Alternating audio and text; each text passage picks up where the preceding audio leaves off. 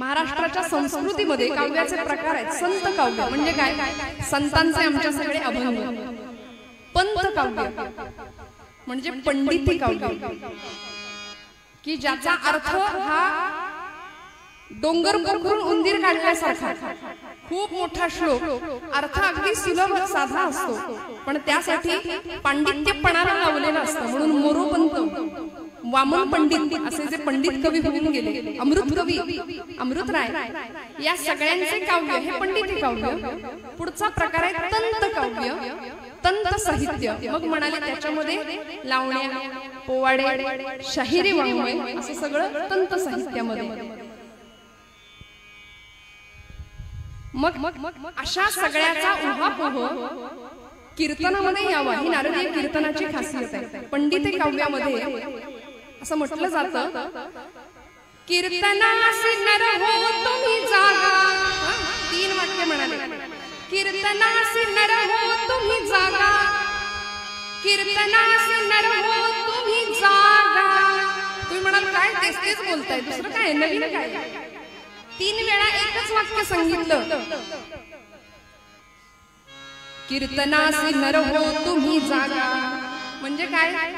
जागा हा शब्द कॉमन आहे, वाक्य सारखंच आहे, फरक काय आहे? पंडिती काव्य कशाला म्हणायचं बघा, कीर्तनासी नर हो तुम्ही जागा, कीर्तनाला जा आणि तिथे गेल्यावर काय करा? गायन करा। म्हणजे आमची टाळी लागते ब्रह्मानंदी, तुम्ही आम्ही खेळीमेळी गदारोळी आनंद, हा आनंदाचा गदारोळ आहे, आम्ही म्हणतो टाळ्या वाजवा, आमची मस्त छान ब्रह्मानंदी टाळी लागते 2 तास, काही त्रास नाही, छान डुलक्या लागतात कीर्तनामध्ये। पण म्हणाले कीर्तनामध्ये जाऊन काय करा? जा आणि तिथे गेल्यानंतर गा, सगुण चरित्रे परम पवित्रे सादर वर्णावी।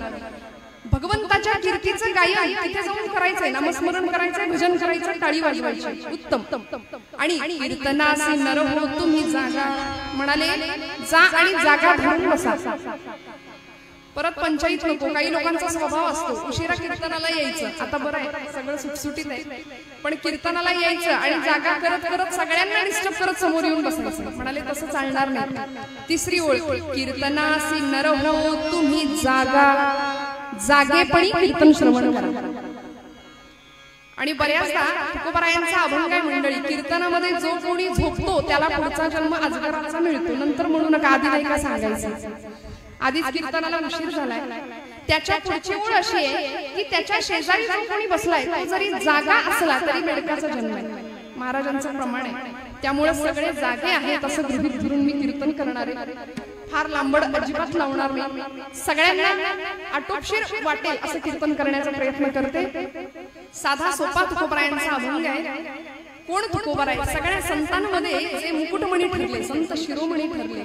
मुकुटमणी, मुकुट नाही बरं, त्या मुकुटातला मणी म्हणून मोरोपंतांनी त्यांचा उल्लेख केला। मोरोपंत पराडकर नावाचे एक कवी होऊन गेले, बारामतीचे।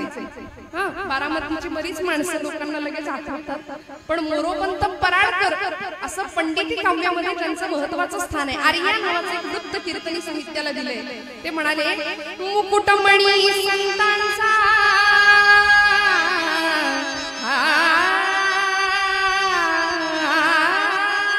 याला आर्या म्हणायचं। मुकुटमणी संतांचा शिव शिव तुकया म्हणून ये वाणी,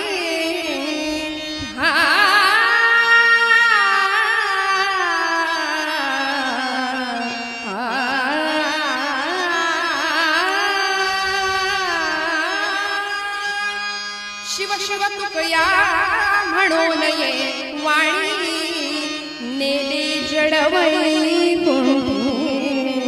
नेले जडवई कुंठी, विठ्ठल विठ्ठल म्हणून या वाणी। रामामध्ये संगीतातले 4-5 राग एकत्र आहेत आणि हे 4ही राग जर इकडून नीट नाही वाजले तर कीर्तन करायला येतो तो 5वा राग, तो सगळ्यांना माहिती असतो, तो सगळ्यांना माहिती असतो। मुकुटमणी संतांचा, सगळ्या संतांमध्ये मुकुटमणी आणि भागवत धर्माचे कळस ठरलेले तुकोबाराय। काय म्हणाले? प्रपंचातली अवस्था काय होती? प्रपंचाला बाजूला टाकलं, परमार्थ करण्यासाठी दिवस रात्र घराबाहेर पडायचे आणि या सगळ्याचं श्रेय दिलं भगवान पांडुरंगाला. म्हणाले पांडुरंगा बरं झालं, बरे झाले देवा निघाले ती वाळे. बरं झालं म्हणाले, बरे झाले देवा निघाले ती वाळे, बरी या दुष्काळे पीडा केली. बरे झाले देवा बाई लंगर कशा. बरं झालं अवधी म्हणाले अशी का येडा तुक्या म्हणून गावभर सांगत राहते. अरे काळ्या काळतोंड्या मेल्या मुडद्या तुझ्या पायी माझ्या नवऱ्याने संसाराची वाट लावली म्हणून पांडुरंगाला शिव्यांची लाखोली वाहते. या अवली सारखी पत्नी मिळाली. बरं झालं, बरे झाले देवा बाई लंगर कशा, बरी ही दुर्दशा जनामध्ये. तुकोबरायांनी प्रपंचाला बाजूला टाकावं आणि परमार्थ करण्यासाठी बाहेर पडावं. याचं कारण संसार कसा आहे हे कळालं होतं अनेक संतांना. प्रापंचिक संत सुद्धा उत्तम प्रपंच करून सुद्धा संसाराची यथार्थता कशामध्ये, नक्की सुख कशामध्ये ते गवसलं होतं. त्याचं उत्तर कळालं. आम्हाला सगळ्यांना संप्रदायातली सगळ्यांच्या तोंडपाठ आणि प्रसिद्ध असलेली चाल माहिती आहे. कुठली? संसार जखमूळ चौकडे इंगळ विश्रांती नाही गोठे. सगळ्यांना माहितीये संसार दुःखमूळ आहे, संसार दुःखमय आहे. सगळ्यांना माहितीये प्रमाण पाठ आहे, पण सोडवतोय कुठं? सोडवत नाही म्हणाले, संसार सोडवत नाही. आणि मग प्रपंचामध्ये आम्ही आलो की जन्माला आल्याबरोबर जिच्याशी नाळ जोडली गेली पहिली ती आपली माता. तो बंध मायेचा पहिला निर्माण होतो आणि तिथून पुढे माता इथून प्रवास सुरू झाल्याबरोबर सगळे नातेवाईक आप्तेष्ट गणगोत सगळा गोतावळा सगळे नातेवाईक सगळी नात्यातली मंडळी नात्यातली अशी सगळी मंडळी इतके आम्ही त्यांच्यात गुरफटतो म्हणाले. पण झालं असं, शेवटी जायचंय कुठे? माता. इथपासून प्रवास सुरू झालाय, तो गेला शेवटी मातीपर्यंत. माता आणि माती या दोन शब्दामध्ये एका वेलांटीचा फरक आहे. तो फरक म्हणजे आमचं सगळं जीवन आहे मंडळी. तो फरक लक्षात आला की प्रपंचाची इहलोकाची खऱ्या अर्थी सार्थकता यथार्थता काय आमच्या लक्षात येतं. बरं, संतांना कळालं संसार दुःखमय म्हणून संतांनी आम्हाला सांगावं. नाथ महाराजांनी एकनाथी भागवतामध्ये सांगितलं काय? ऐसे असावे संसारी. म्हणाले संसारात कसं राहायचं? जव प्राचीनाची दोरी पोरी घरचार मांडिला खेळ मोडून टाकिला.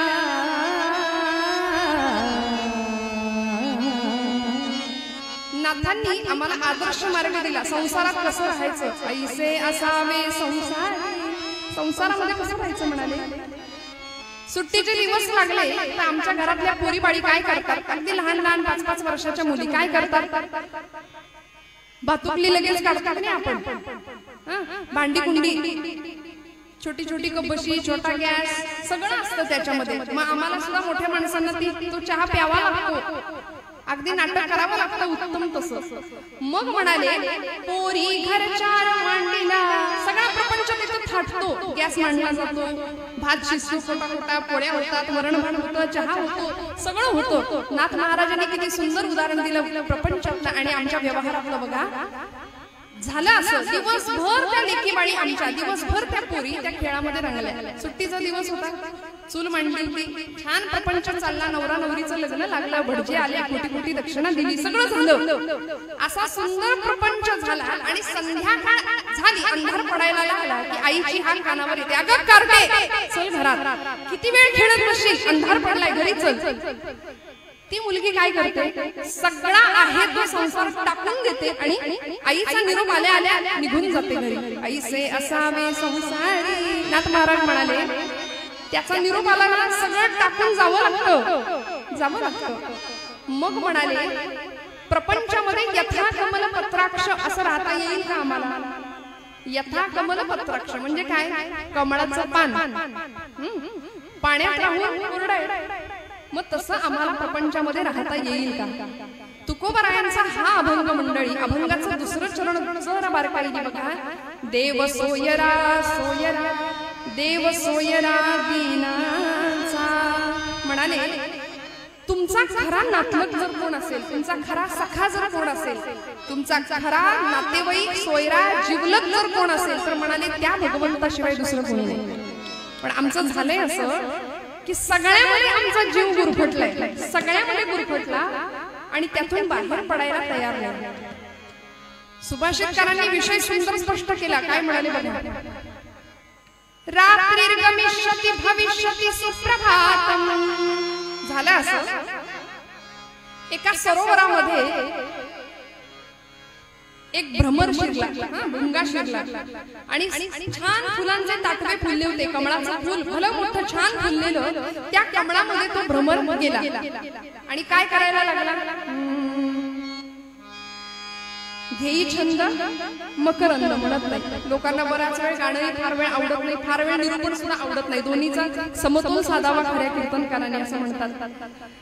काय करतो, त्यातला मकरंद सेवन करण्यामध्ये एवढा रमून गेला, एवढा दंग झाला की विसर पडला. सूर्यास्त झाला बघता बघता आणि सूर्यास्ताबरोबर ते कमळ आता मिटायला लागले. निसर्गाच्या नियमाप्रमाणे कमळाचं फुल मिटायला लागलं. पण मिटत असताना सुद्धा त्याला भान राहिलं नाही. का गुंतला, पराग सेवन करण्यामध्ये इतका गुंतून गेला, मोहामध्ये फसला आणि बघता बघता सूर्यास्त झाला. ते कमळाचं फुल, ती कमलिनी मिटून गेली आणि एरवी वेळूसारखा लाकडासारखा कणखर पदार्थ पोखरणारा तो भ्रमर तिथं निष्क्रिय झाला. माझं वाक्य नीट आहे का. तो काहीच करू शकत नव्हता. वास्तविक त्याला पाकळी कातरता येत होती, नाही असं नाही, सोपं होतं काम, पण तिथं निष्क्रिय झाला. त्याला जमलं नाही, कारण त्यांनी मनामध्ये विचार केला. रात्रिर्गमिष्यति भविष्यति सुप्रभातम. आता म्हणाले कशी कशी रात्र संपेल, उषःकाल होईल, प्रभात होईल, मग काय ही कमलिनी आता फुलेल, कमळ फुलेल म्हणाले, निसर्गाच्या नियमाप्रमाणे फुलेल. मग भास्वानुदेश्यति हसिष्यति पंकजश्री. मग सूर्योदयाबरोबर हे कमळ फुलेल असा विचार तो करत असताना त्याच रात्री झालं असं.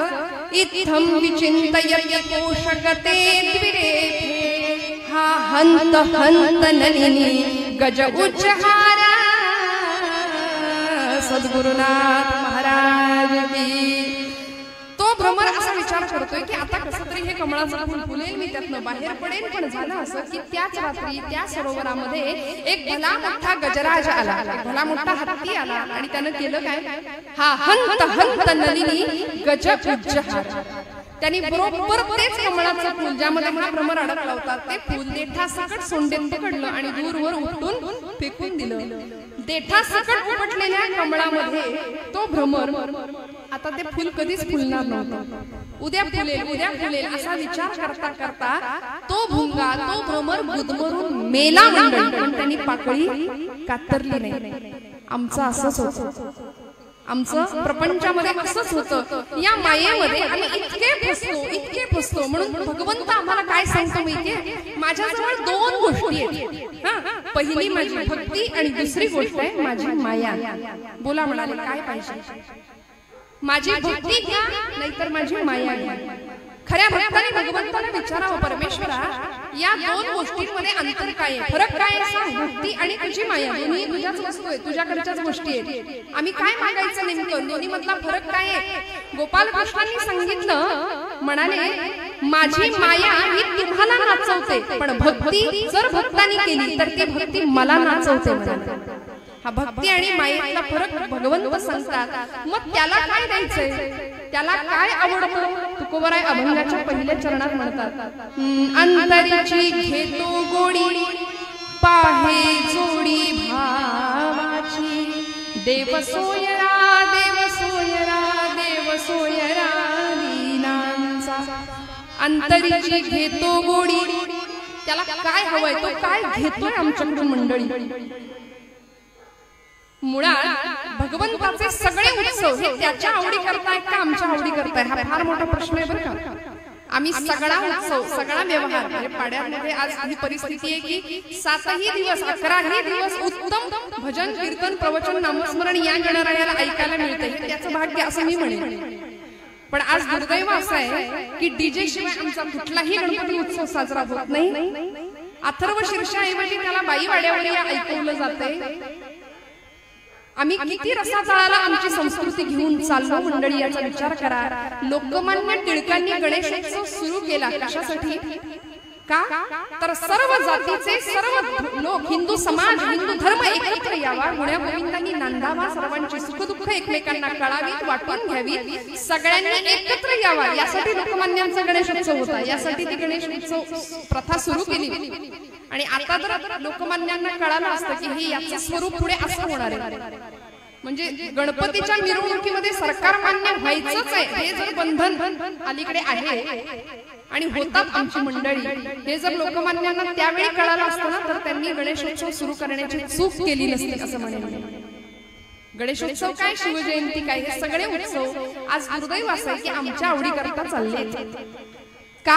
कारण परंपरेनुसार, काळानुसार सगळा बदल संस्कृतीतला इतका विचित्र होत चाललाय. रोज सकाळी आमच्याकडे जुन्या माता भगिनी किंवा जुनी मंडळी, आपण सगळी सांप्रदायिक लोक आहात, आपल्याकडे प्रार्थना केली जाते. काय? कराग्रे वसते लक्ष्मी, कर मध्ये सरस्वती, करमुले गोविंदम, प्रभाते कर दर्शनम, समुद्र वसने देवी पर्वतस्तन मंडले, विष्णुपत्नी नमस्तुभ्यं, पादस्पर्शम क्षमस्व मे. पण आज असं झालंय की अंथरुणात उठल्या उठल्या अँड्रॉइड फोन उशाशीच असतो, फार लांब नसतो, तो घ्यायचा. 500 किलोमीटरवर दूर असलेल्या एखाद्या मित्राला पटकन गुड मॉर्निंग करण्यात आम्हाला धन्यता वाटते, पण घरातल्या आईचं तोंड आपण बघायला तयार नाही. ही परिस्थिती आहे. संतांचे उत्सव हे सगळे सोहळे कशासाठी मंडळी? त्याला जे आवडतं ते आम्हाला त्याला द्यावं लागेल. मुळात त्याला काय आवडतं हे जाणून घ्यायचं असेल तर तो कसा आहे हे जाणून घ्यावं लागेल. परमात्मा कसा आहे? गणपती उत्सव कशासाठी आहे? फुटीफुटींचे देखाव्याची स्पर्धा सुरू झाली ना. 11 फूट गणपती, आमचा मंडळाचा 15 फूट गणपती, आमच्या मंडळाचा 51 फुटाचा गणपती. बापरे, पुण्यामध्ये मोठी स्पर्धा चालू असते. तरी यंदा कौतुकाची बाब आहे, 75% गणपती मंडळांनी बराचसा निधी गोळा केलेला हा पूरग्रस्तांसाठी दिलाय. ही भगवंताची कृपाच म्हणायला हरकत नाही. भगवंताची कृपा म्हणायला हरकत नाही.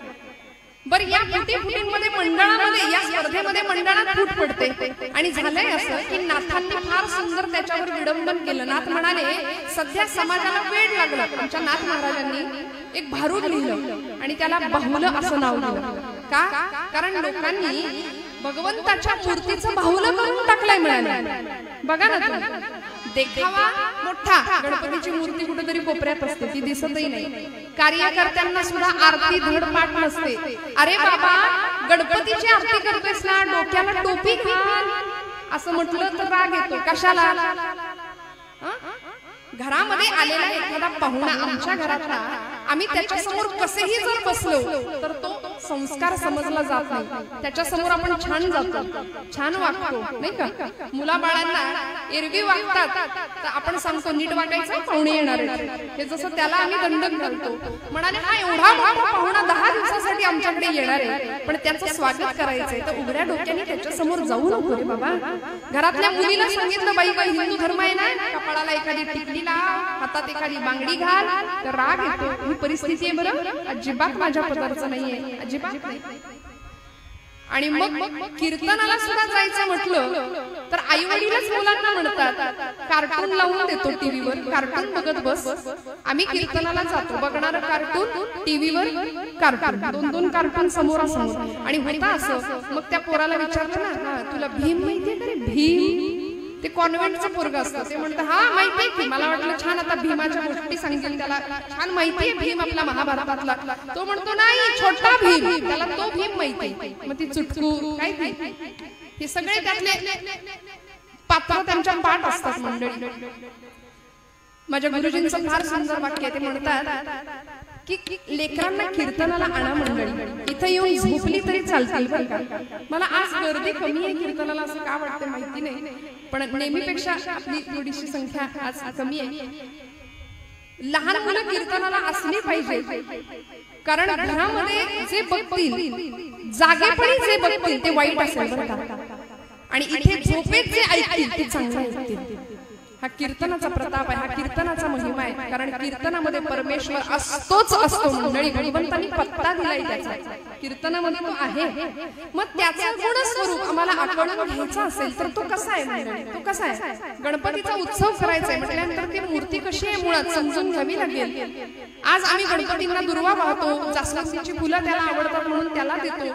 काही मंडळांमध्ये मी बघितलंय अक्षरशः म्हणजे गणपतीच्या सोंडेत जास्वंदीची फुलं घालणारी पोरं आहेत. पूजा कशी करावी, यथोपचार पूजा आमच्याकडून घडते की नाही आम्हाला कळत नाही. दुर्दैवाने नशीब कानात कोणी उदबत्त्या घालत नाही. पण ती मूर्ती नेमकी काय आहे कळायचं असेल तर नाथ महाराज म्हणतात लोकांना वेळ लागलाय अक्षरशः. अर्थात मूर्ती पूजा करू नका असं नाथ महाराज अजिबात म्हणाले नाही. पण आज परिस्थिती अशी झाली आहे की लोकांनी त्या मूर्तीचं बाहुलं केलंय. का बाहुलं का म्हटले ना?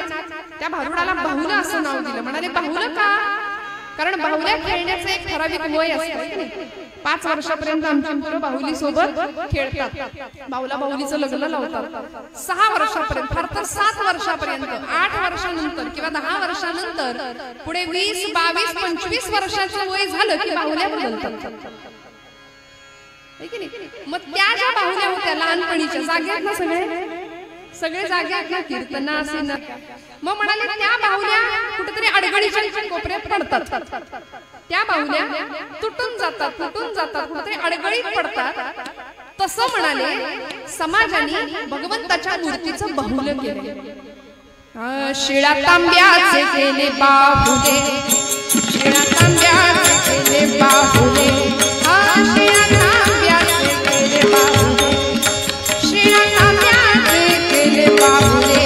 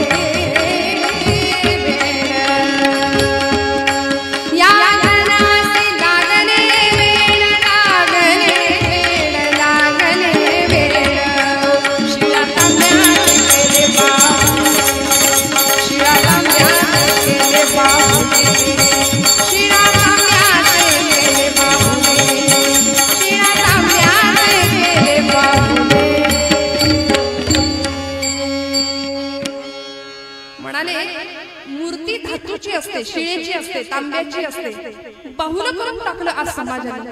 मग आम्हाला खरी मूर्ती पूजा काय आहे, खरा भगवंत कसा आहे समजावा लागेल. तुकोबरायांनी अभंग लिहिला. नमो आदि रूपा ओंकार स्वरूपा विश्वाची रूपा माय बापा.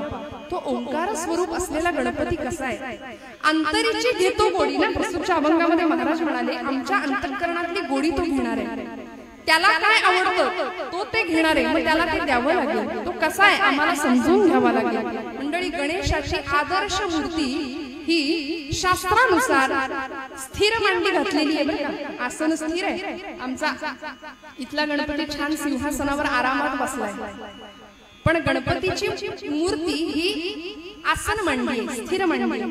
आता गणपतीचा जन्म आणि त्या जन्माच्या अवतार कथा बऱ्याच आहेत. गणेश पुराणामध्ये 24 गणपतीचे अवतार कथा, त्या कथांचं वर्णन आले. पण ही जी गणेश चतुर्थी आहे ती भाद्रपदातली. सिंधुरासुराला महोत्कट, सिंधुरासुराला मारल्यामुळे तो गणपती सिद्धिविनायक या नावाने ओळखला गेलेला या भाद्रपदातला सिद्धिविनायक. आणि आपण जी माघातली गणेश चतुर्थी करतो ना साजरी, तो देवांतक नरांतक राक्षसांचा वध केल्यामुळे महोत्कट असं त्या विनायकाचं त्या गणपतीचं नाव आहे. अशा 24 अवतार कथा आहे गणपतीच्या गणेश पुराणामध्ये.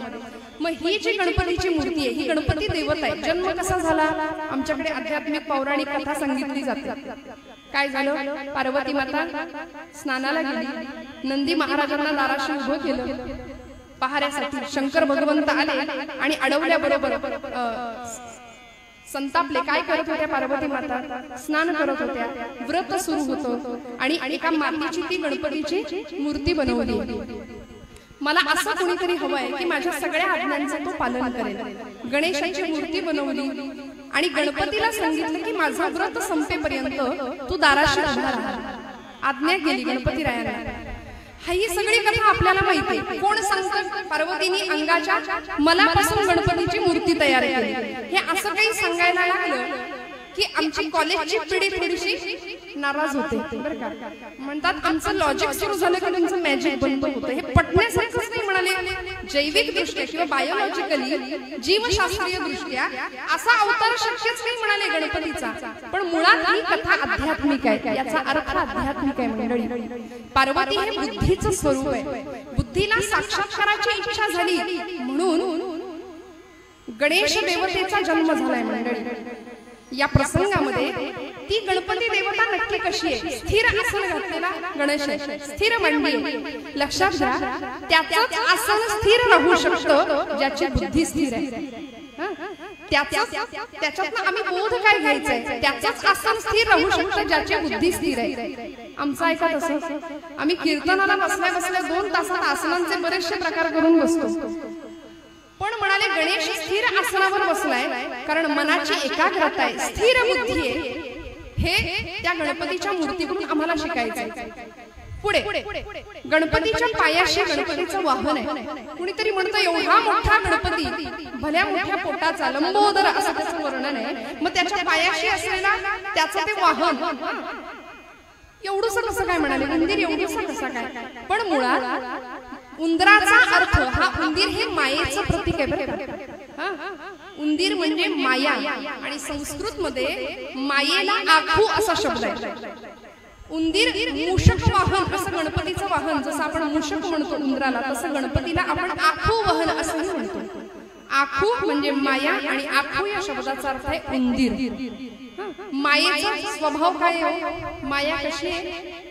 माया आम्हाला गुंतवते, आम्हाला गुरफटून टाकते. माया चंचल आहे, कुरतडणं हा मायेचा स्वभाव आहे. आयुष्यभर आम्हाला ते कुरतडत राहते. म्हणाले उंदराचा स्वभाव पण तसाच आहे, कुरतडणं. उंदीर चंचल आहे, माया सुद्धा चंचल आहे, आम्हाला शांत बसू देत नाही, मन आमचं शांत होऊच देत नाही. मग उंदीर जसा चंचल आहे म्हणून त्या चंचलतेवर तो आरूढ झालाय. पुढचा अर्थ आहे उंदीर हे उद्योगाचं प्रतीक आहे. उंदीर शांत बसलेला कधी कोणी बघितला नसेल. आणि असं घर दाखवा की ज्या घरात यांची ही गाडी गेली नाही. कुठल्याही देवतेचं वाहन मला सांगा प्रत्येक घरापर्यंत पोहोचतं का. भगवान विष्णूंचं वाहन कुठलं आहे, बरोबर आले घरात कधी. पार्वती माता आदिशक्ती जगदंबा तिचं वाहन चालेल घरात आलं तर.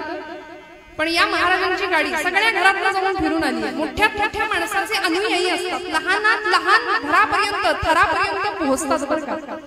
म्हणून उंदीर मूषक वाहन म्हणतात, आखू वाहन म्हणतात. उंदीर हे मायेचं प्रतीक आहे, उद्योगाचं प्रतीक आहे. आणि उद्यमं साहसं धैर्यं बुद्धिशक्ती पराक्रमः षडेते यत्र वर्तन्ते तत्र देवो सहाय्यकृतः असं म्हटलंय. म्हणून या 6 गुणांचा जो स्वामी आहे त्याला भगवंत सहाय्य करतो. आम्ही उद्योगावर आरूढ असलं पाहिजे. गणपती देवता आम्हाला या उत्सवाच्या निमित्तानं सांगतेय मंडळी की सतत उद्योगी राहा, सतत उद्योगी राहा. पण आमची सगळी पोरं 5 वर्षाचं आमचं घरातलं कार्ट आता माझी सटकली करत गावभर हिंडे. पण जर त्याला आम्ही सांगितलं बाबा रे आता परीक्षा जवळ आली आहे, थोडा अभ्यास कर. हा 92% 98% आमची संस्कृती आहे. अगदी 10वीला एवढे टक्के पडावेत म्हणून आम्ही प्रयत्न करतो. पण 10वी झाली की सगळी पोरं आई वडिलांसह डोक्याला हात लावून बसतात. आता पुढे काय करायचं. त्या भगवंताचं गुणस्वरूप आधी स्वरूप कसे समजावून घ्यावं लागेल. मी सांगत होते स्थिर मांडणी आहे, उंदीर पायाशी, उद्योगावर गणपती आरूढ आहे. आम्हाला उद्योगी राहावं लागेल. पुढचं त्याचं स्वरूपातला प्रकार आहे. गणपती लंबोदर आहे. आरती सुद्धा आमची नीट पाठ नसते, आम्ही म्हणतो. काय आरतीचं दुसरं कडवं आहे? लंबोदर पीतांबर फणीवर. अहो काय सांगू तुम्हाला, लंबोदर पीतांबर फळीवर वंदना असं म्हटलं एक मुलगा परंपरा. आता असं हे किती जण म्हणत असतील मला माहिती नाही. फळीवर वंदना, कुठली वंदना, कुठली फळी? अहो फणीवर बंधना. फणी म्हणजे काय? नागपाश. आणि त्या नागपाशाचं वंदन नाही बरं का, बंधन आहे पोटाला. लंबोदर असा तो गणपती आहे. म्हणणारी माणसं बरेच म्हणतात काय हिंदूंचा देव डेरपोट्या, एलिफंट गॉड. कॉन्व्हेंट संस्कृती आम्हाला शिकवते बरं का. इंग्रजांनी किती वाट लावली आमच्या शिक्षण पद्धतीची बघा. मी कॉन्व्हेंटला घालू नका असं नाही म्हणत, पण कॉन्व्हेंटच्या पोरांना आज पुण्यासारख्या किंवा गोव्यासारख्या प्रांतामध्ये गेला तर शाळेमध्ये शिकवलं जाते की तुमचा देव हा दगडाचा आहे, तुमचा देव हा धातूचा आहे, पाण्यामध्ये टाका बुडून जातो. म्हणाले जो स्वतः बुडून जातो तो तुम्हाला काय वाचायचं. हे शिकवलं जातं बरं शाळेत. आम्हाला जागा व्हावं लागेल. आणि क्रॉस आहे ना लाकडी, तो म्हणाले पाण्यात टाका. आता लाकूड कसं पाण्यात बुडेल? मग म्हणाले खरा देव कोण? हे असं काहीतरी धर्मांतराचे विचित्र प्रकार सुरू आहेत. आम्हाला वेळीच जागा व्हावं लागेल. कॉन्व्हेंटला घालू नका असं नाही, पण घालत असताना घरामधला संस्कार आम्हाला सोडून चालणार नाही, आमचं मूळ आम्हाला सोडून चालणार नाही. गणपतीचं पोट हे लंबोदर आहे असं आपण म्हणतो. लंबोदर आहे, मोठं पोट आहे. आता ते मोदक खाऊन पोट मोठं झालेलं नाहीये. मोठ्या लोकांचं पोट मोठं असतं असं म्हणतात, पण म्हणाले तो मोठा आहे. त्याचं पोट मोठं काय माहितीये का? कारण संत म्हणतात अनंत ब्रह्मांडे उदरी असा तो भगवंत आहे. नव्हे आमच्यासारख्या अभक्तांची अनेक पाप त्यांनी पदरात घातली. आणि मोठ्या माणसाला प्रत्येक वेळी शिक्षा करून जमत नाही समाजाला. जी खरंच मनाने मोठी माणसं असतात ना त्यांच्याकडे क्षमाशीलता हा गुणधर्म असतो. दुसऱ्याला क्षमा करणं, समजून घेणं आणि त्याचं पाप, त्याचा दोष, त्याची चूक पोटात घालणं हा जो गुण आहे गणपती रायाचा तो आमच्या जवळ यावा यासाठी गणेशोत्सव आहे. काय आहे ती मूर्ती? लंबोदर आहे. आणि मग ती पाप आमची पोटात त्यांनी घेतली आहेत म्हणून ते पोट मोठं आहे. बरं ती पाप परत बाहेर येऊन त्याचा आम्हाला त्रास होऊ नये म्हणून ते पोट नागपाशाने आवळून बांधलंय. म्हणून फणीवर बंधना, नागपाशाचं बंधन आहे त्या पोटाला. चतुर चार भुजांचा गणपती आहे ना शास्त्रानुसार. अथर्व शीर्षामध्ये वर्णन आहे. एकदंतम चतुर्हस्तम पाशमंकुशधारिणम रदंच वरदम हस्तैर्बिभ्राणम मूषकध्वजम रक्तम लंबोदरम शूर्पकर्णकं रक्तवाससं रक्तगंधानुलिप्तांगम रक्तपुष्पैः सुपूजितम. तो भगवंत चतुर्भुज आहे. मागच्या दोन हातांमध्ये पाश आणि अंकुश ही दोन शस्त्र घेतलेली आहेत. बघा तुम्ही माझी भारतीय संस्कृती, आमचे सगळे ईश्वरी अवतार प्रत्येक देवानी हातामध्ये शस्त्र घेतले. स्वातंत्र्यवीर विनायक दामोदर सावरकरांचं वाक्य आहे. म्हणाले शस्त्र पाप ना स्वयेची शस्त्र पुण्य ना स्वये इष्टता अनिष्टता त्यास हेतूनेच ये. हातात शस्त्र घेणं हे पाप नाहीये. रामाच्याही हातामध्ये शस्त्र होतं की नाही, कोदंड म्हणतो आम्ही रामांच्या धनुष्याला. आणि रावणाच्याही हातात धनुष्य होतं. पण आपण पूजा कुणाच्या धनुष्याची करू? रामांच्या. छत्रपतींच्या भवानीची आम्ही पूजा करू. शस्त्र हातात घेणं हे पाप नाहीये. इष्टता अनिष्टता त्यास हेतूनेच ये.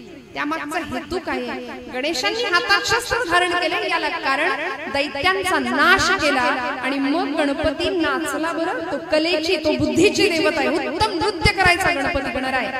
आता असं बोललं की मिरवणुकीत नाचणाऱ्यांचं भावतो. म्हणतात हा तुम्ही काय म्हणता नाचू नका. गणपती सुद्धा नाचला होता. गणराजरंगी गाणं आहे आपल्याकडं. गणराजरंगी नाचतो नाचाव म्हटलं हो सगळं खरं आहे. गणपती हा नाचला होता, नाचला होता. पण आधी सिंदुरासुराला मारलं, आधी तारकासुराला मारलं, आधी देवांतक नरांतकाला मारलं आणि मग नृत्य केले. आधी पराक्रम आहे आणि मग नाच आहे. आता पराक्रमाशिवाय केलं गेलेलं मिरवणुकीचं नृत्य त्याला काय म्हणतात ते मी या गादीवर बोलत नाही. पराक्रमाशिवाय नृत्य करणं म्हणजे काय? मंडळी किती रसा तळाला चाललो आम्ही. कशासाठी गणराय देवत आहे? मिरवणुकीमध्ये त्याला अथर्व शीर्ष आम्ही नाही ऐकवत. नाही ऐकवत. आता एखाद्या मंडळाला दृष्टांत दिलाच असेल की मला आपलं बाई वाड्यावर याच ऐकवा, तर मला चालेल म्हणाले. असं जर असेल तर माझी काही हरकत नाही. गणपतीने जर असा दृष्टांत दिला असेल तर आपलं काही त्याला नाही लाजायचं. पण म्हणाले त्याच्या आवडीकरता जर करायचं असेल तर असा उत्सवामध्ये मूर्तीची विटंबना नको, विडंबन नको. मग गणेश देवता पुढचे 2 हात, उजवा हात वरद हस्त आहे, वर देतोय भक्तांना, भक्तांना वर देणारा, भक्तांना वर घेणारा आणि अभक्तांना वर पाठवणारा असायचा. असा तो वरद हस्त भगवंताचा उजवा हात. डाव्या हातामध्ये मोदक आहे. आता हा मोदक त्याच्या हातामध्ये कुणी दिला, केव्हा दिला, कधी दिला याच्यामध्ये न पडता तो मोदक खातो का, खातो का? काही वर्षांपूर्वी गणपती दूध प्यायला होता म्हणे, की नाही? अशी आपल्याकडे खूप सुंदर बातमी पसरली होती. ती बुद्धीची देवता आहे. गणपती मोदक खातो का न म्हणायला अथर्वशीर्षक मोदकाचा कुठेही उल्लेख नाही. मंडळी उत्सव आला ना तर अथर्वशीर्षाच्या स्पर्धा घ्या. मी म्हणेन अथर्वशीर्ष पठणाच्या पाठांतराच्या पोरांच्या स्पर्धा घ्या. पण आमच्याकडे गणपती आलं की सोसायटीमध्ये ठरलेली स्पर्धा असते, चमचा लिंबू. याच्यातनं काय पराक्रम दाखवणारे भावी पिढी मला माहिती नाही. चमचा लिंबू. पुण्यामध्ये परवा इडली खाण्याच्या स्पर्धा घेतल्या होत्या दादा. बकासुराची जयंती असल्यासारखी इडल्या खात होते पोरं. याच्यातून काय पराक्रम आम्ही घडवणार आणि याच्यातून काय बुद्धिमत्तेचं दर्शन घेणार. अशी बुद्धीची देवता आहे, तिचं अधिष्ठान समोर आहे. म्हणून इस्रोतनं आज चांद्रयान मोहीम केली. यश अपयश आपल्या हातात नाही, पण आम्ही तिथपर्यंत पोहोचलो. हे किती मोठी गोष्ट आहे, किती मोठी गोष्ट आहे मंडळी. असा तो बुद्धीची देवता असलेला गणराय. यो मोदक सहस्रेण यजती असं अथर्वशीर्षाच्या फलश्रुतीमध्ये एक वाक्य आहे. गणपतीला मोदक आवडतं का? पण अथर्वशीर्षाच्या फलश्रुतीत असं सांगितलंय की जो सहस्र मोदकांचं हवन करील, म्हणून यज्ञकर्म आमच्या भारतामध्ये, आमच्या महाराष्ट्र अध्यात्मशास्त्रामध्ये यज्ञकर्माला अनन्यसाधारण महत्व आहे. जो सहस्र मोदकांचं हवन करील यज्ञामध्ये त्याला गणपती देवता प्रसन्न होईल म्हणाले. यो मोदक सहस्रेण यजती. हातामध्ये मोदक आहे. गणपतीची सोंड आम्ही त्याला वक्रतुंड म्हणतोय की नाही. मग वाकड्या तोंडाचा किंवा वक्रतुंड आहे म्हणून तो वक्रतुंड नाही. वक्रतुंड या शब्दाचा अर्थ आहे वक्रातुंड यती इति वक्रतुंड. हा जो वक्र गतीने चाललाय की नाही, अनितीने चाललाय, वक्र मार्गाने चाललाय, त्याला सरळ मार्गावर आणणारा तो गणर आहे, त्याला शासन देणारा तो गणर आहे. म्हणून त्याचं नाव आहे धुंडीराज असं एक नाव आहे त्याचं. शत्रूला धुंडून काढून त्याला शासन करतो. तो शांत बसत नाही. बरं आम्हालाच वाटतं त्याचं कुठं लक्ष आहे, त्याला कुठं काय कळतंय. पण तुलसीदासजी म्हणतात चिटिके पाव में घुंगरू बजे वो भी नाथ श्री रघुनाथ सुने. त्याचं आमच्याकडे इतकं लक्ष आहे. आम्ही भ्रमात जगतो मंडळी बऱ्याचदा. पण वृक्षाचेही पान हले ज्याची सत्ता राहिली अहंता मग कुठे. त्याच्या सत्तेशिवाय झाडाचं पानही हलू शकत नाही. अशी सत्ता आहे भगवंताची. वक्रतुंड एकंदर शरीराच्या मानाने डोळे गणपतीचे अत्यंत बारीक आहे. गजमस्तक आहे ना गणपतीचं. आणि हत्तीची दृष्टी ही अत्यंत सूक्ष्मदर्शी असते. बरं जमिनीवरची सुई सुद्धा हत्तीला दिसते असं म्हणतात. तसं गणपतीची दृष्टी ही सूक्ष्मदर्शी आहे, अत्यंत सूक्ष्मदृष्टी आहे. जीवनाकडे पाहण्याचा आमचा दृष्टिकोन, कुठल्याही संकटाकडे बघण्याची आमची दृष्टी ही सूक्ष्मतेची असावी, म्हणजे आम्ही त्याच्यातून मार्ग काढू शकतो. एकंदर शरीराच्या मानाने कान सुपासारखे कान, गणपतीचे कान आम्ही काय म्हणतो. कॉन्व्हेंटच्या पोरांना असं सांगितलं तर त्यांना सूप म्हणजे फक्त लिक्विड माहिती असते. Tomato soup, vegetable soup, corn soup. पण सुपाचा गुणधर्म आहे, पाखडायचे सूप कुणी बघितले. सुपाचा गुणधर्म आहे असार आहे ते टाकून द्यायचे आणि सार आहे ते जवळ करायचे. ज्यांनी निंद्यते सर्व सोडून द्यावे, ज्यांनी वंद्यते सर्व भावे करावे. हा सुपाचा गुणधर्म आहे. गणपती आम्हाला ते सांगते. गुरुचरित्रामध्ये एक ओवी आहे बरं. हालविसी कर्णयुगे तेथोनी जोका वारा उसळे तयाचे निवाते विघ्न पडे विघ्नांतक म्हणती तुझा. तो विघ्न हरताय. नुसतं कान हलवले तरी आमचे संकट दूर निघून जातात, गुरुचरित्रामध्ये सांगितले. आणि असा तो गणराय विघ्न हरताना म्हणून